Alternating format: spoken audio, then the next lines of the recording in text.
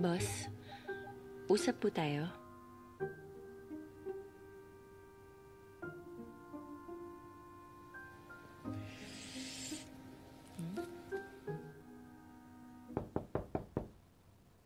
Sino yan? Paris for dinner? What's your bestseller here?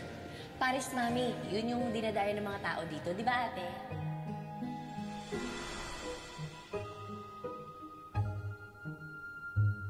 Complicates a relationship, but what can I do? I just want to make you feel special all the time. Pasensya ka na. Hindi pa kasi ako sanay.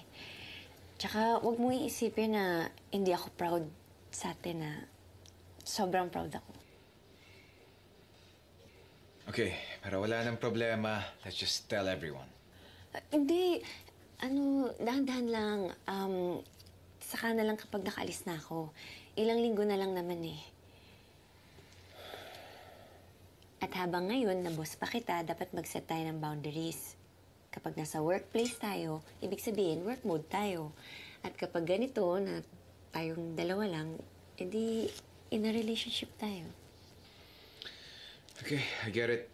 You call me Brandon for anything na tungkol sa relationship natin yung bring up mo, and boss for everything else. Sabi ko na nga ba eh, fast learner ka. Of course. I'm perfect. Actually, oo. Perfect ka. Really? Perfect.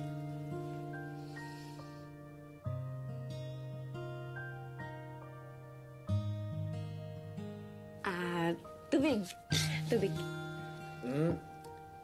Since we're not in the office, ako nang gagawa nito. Boss Kim.